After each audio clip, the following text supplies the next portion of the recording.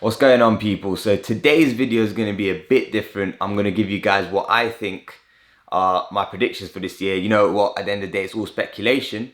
However, I thought, I'd do a different sort of video today, and I hope you enjoy it.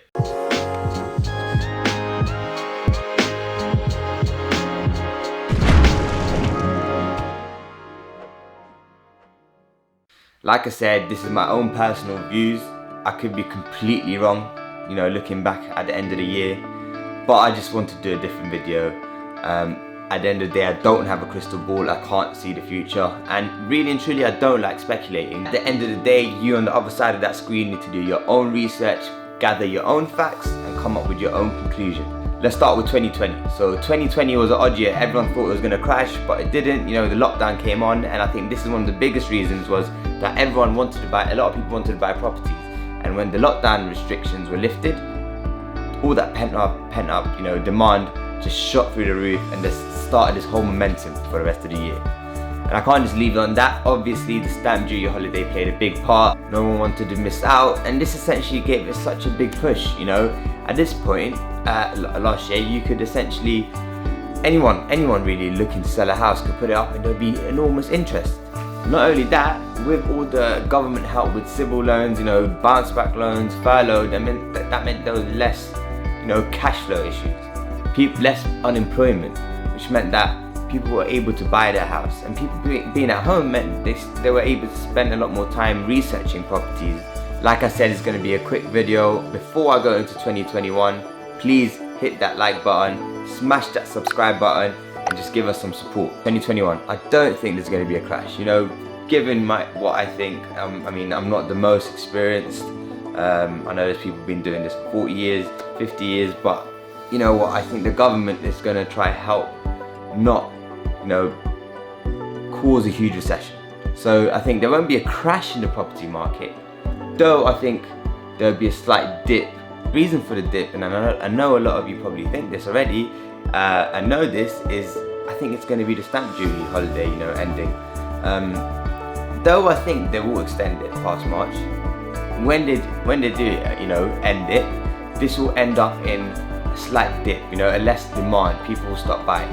There'll be everyone that's like scavenging for a house at the moment will stop. I think it will just give a temporary dip, a blip on the radar, I should say, before things can, go back to normal.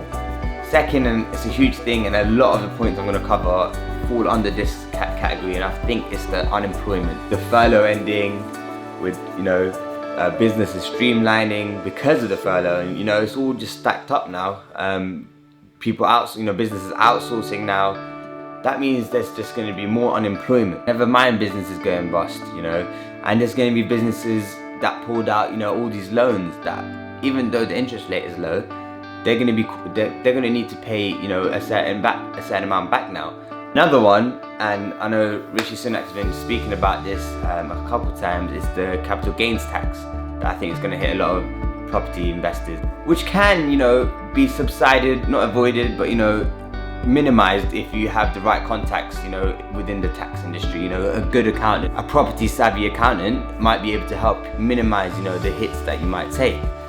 Section 24 is going to be hitting a lot harder this year if your business is not set up properly, which again is all about, the structure and having someone like a good accountant helping you, set things up right. All this is going to result in, newbies pulling out of the market, people that are thinking about getting into property, double guessing themselves, which kind of is a perk for us, that have been in the market for a while. It's going to mean that there's more deals for us. But at the end of the day, I think sentiment, just like the stock market, FOMO, FUD, if you guys are into the stocks, is going to drive the property market. If everyone thinks that property prices are overpriced, then people are going to stop paying as much. As well as, lenders are going to undervalue property, which means that the price paid for the property is going to end up being lower later on. Anyway, that's why I think a slight dip in the market, and then eventually a slow, return.